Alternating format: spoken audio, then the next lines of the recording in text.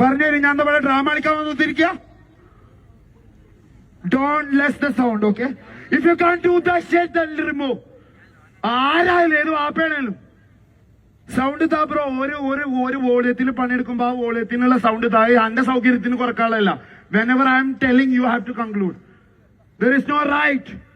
If you can't do that, you ഞാൻ ഈ mic ദൂരിട്ട് ഞാൻ എന്റെ പണിക്ക് പോവാ. സൗണ്ട് കുറക്കരുത്. ഏത് വാപ്പയാണേലും bro, whatever it is you don't want. ഇത് വോളിയം ലോ ആക്കി ഞാൻ എന്റെ സൗണ്ട് കുറക്കണോ? ഞാൻ എന്റെ പിച്ച് കുറക്കണോ? പിന്നെ ഞാൻ എന്തിനാ ഈ മൈക്ക് പിടിച്ചിട്ട് സൗണ്ട് ചെക്ക് ചെയ്യണേ? Tell me, give me the reply bro. അവിടുന്നല്ല, ഏത് അമിട്ടിൽ നിന്നാണെങ്കിലും ഞാൻ ഒരു DB പണിയെടുക്കുമ്പോ ആ DB എനിക്ക് തരാ. You don't have any right to reduce the volume. You don't have. Then you fuck with the mic man. You just do the act. ഇത് സൗണ്ട് ചെക്ക് ചെയ്തോ. സൗണ്ട് ചെക്ക് ചെയ്യിപ്പിച്ചോട്ടാ, നിന്നെ കിട്ടൂല. എന്തറിയോ, സലാം പറഞ്ഞു അവസാനം സുന്നത്ത് അല്ലേ? സലാം പറഞ്ഞിട്ടുണ്ട്.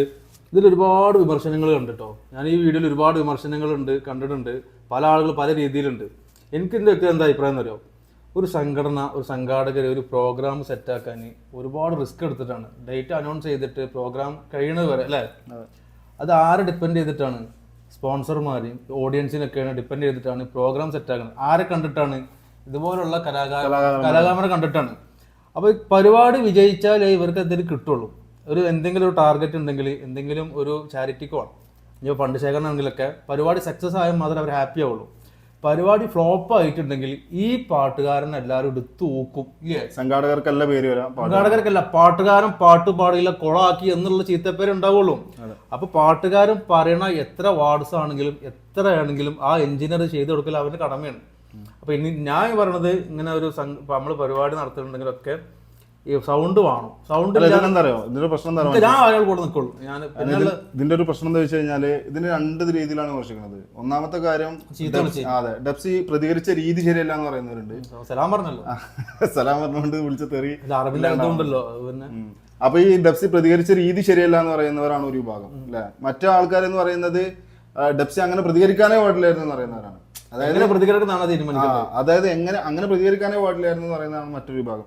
ഏതായാലും ഈ പിന്നെ സൗണ്ട് എഞ്ചിനീയറുടെ ഒരു ഓഡിയോ ബൈറ്റ് വന്നിട്ടുണ്ട്. അതായത് സൗണ്ട് എഞ്ചിനീയർ ആരാണ്, ഇപ്പൊ ഈ ഡെപ്സിനോട് അടി കൂടിയായിട്ടുള്ള സൗണ്ട് എഞ്ചിനീയറിന്റെ ഒരു ഓഡിയോ ബൈറ്റ് വന്നിട്ടുണ്ട്. നമുക്ക് അതൊന്ന് കേൾക്കാം അല്ലേ. ഇത് ഈ കണ്ടോണ്ടിരിക്കുന്ന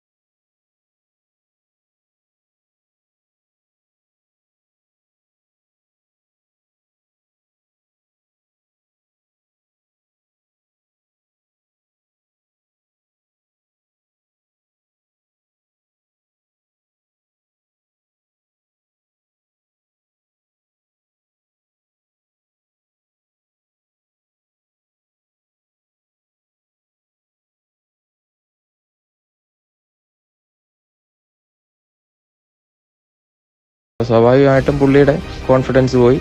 അപ്പോൾ അത് നേരെ എൻ്റെ നേരെ തിരിഞ്ഞു.